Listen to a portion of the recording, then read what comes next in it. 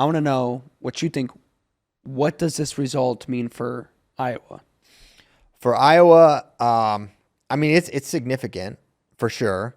Obviously, they have a whole season in front of them. We've never seen Iowa, or really, it's very rare to see teams.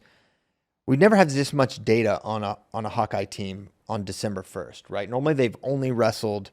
Their only relevant match is generally the Cyhawk. Now we have the national duels, so we can draw more conclusions about this team, and they're going to be. I think it does not change in my mind that this team can win a trophy. I think they can be a top 4 team because you've got guys like Angelo and Drake. But if you go weight by weight, just maybe even before I say that, I think there's a lot going on. There's a lot of Iowa discussion, and understandably so.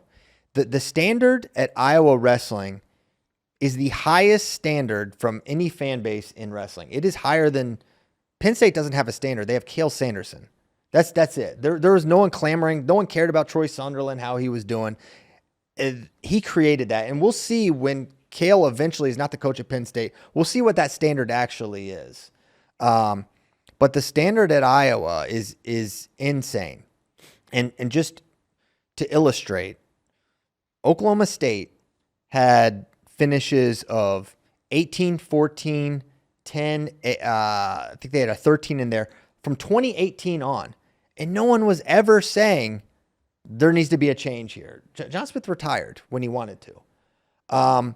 It's just a different level of expectation at Iowa. So that is framing a lot of this because they lost to this team for the first time in 20 years. The effort in certain matches was not there. That's missing expectations. But let's frame it properly. The expectations are higher here than they are anywhere else in America for college wrestling. And they're still, over the last 10 years, the second best team kind of by far, right? But I would be, not being truthful to myself to say, man, this is not going the right way, right? You've got these transfers coming in and they're not going to contribute.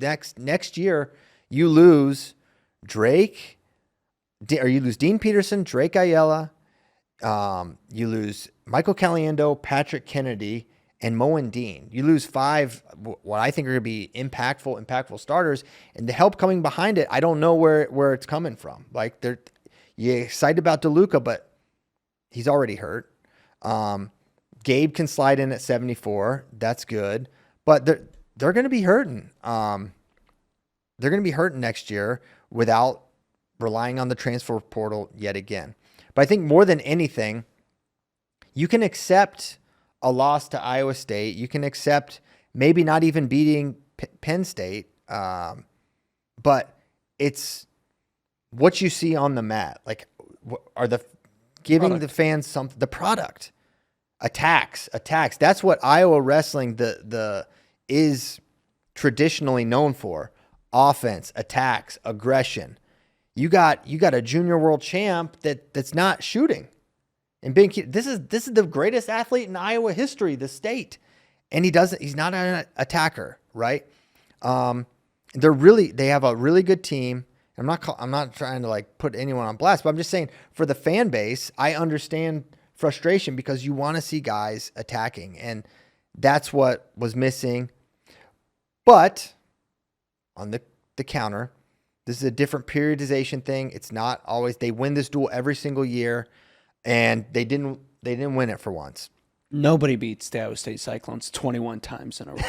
No, I don't know. There may be a stretch in there. Dude, they've won until this year. They won 2 times since 1986. Crazy.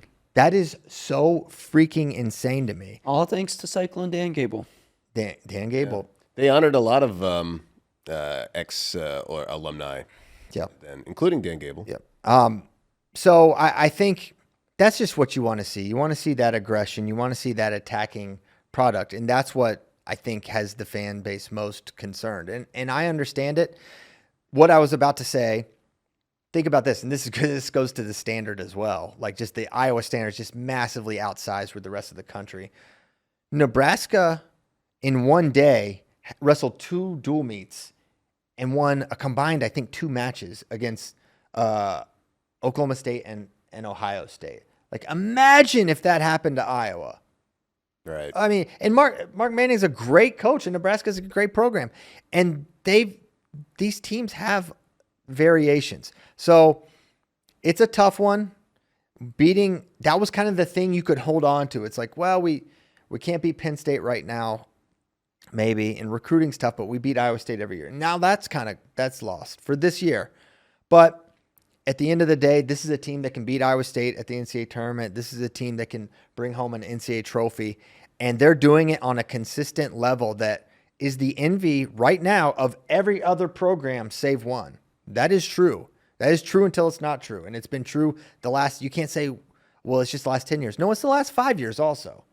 So they won a national title in 2021, and they were the best team in 2020. Don't forget that too.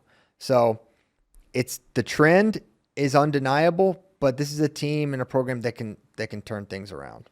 It's part of also too, and I don't think this should be the case, but it just is, with when you have the amount of transfers they do, and because of the money they have, I've always said you should flaunt that if you're an Iowa fan. You wish you could pay athletes as much as we can to come to our school, but that gets spun a lot, and it's the double-edged sword a little bit, right? Because you have the status of being one of the only programs that can consistently bring all these fans. You get the elevated stage, you get all those eyeballs, but then that comes with the pressure and expectations, which can lead to a little bit more, I don't want to say overreaction, but you are under the microscope a little bit more. Yeah. And then when you see other teams out recruiting you on a high school level too, and you just, you're bringing in all these transfers, like, it feels worse for a lot. I think the transfer portal volatility is going to reshape how teams look at roster management. And I think it's not just Iowa. I mean, you've got guys that are, when the incentives change, when the incentive is not, and you could say, yeah, I do want to be really good at wrestling, but when the carrot is not our culture, our development, it's when you're leading with money, that changes things, and they're all still human beings. And it's not just, I mean, Richard Figueroa left Arizona State where he won a national title, and now he goes to the wrong weight class. But we don't know the agreements, but it would stand to reason there's money there too. I was gonna say it's not all been bad for Iowa with transfers. I mean, Steve Buchanan. Look at Dean. Look at Buchanan. Look at Pete. Kind of 3 and 2 in the lineup right now. Kelly Endo. 2 not great versus 3 good in school. And the program it's not that they're averse. I mean, they put their arms around Austin DeSanto. That was a transfer.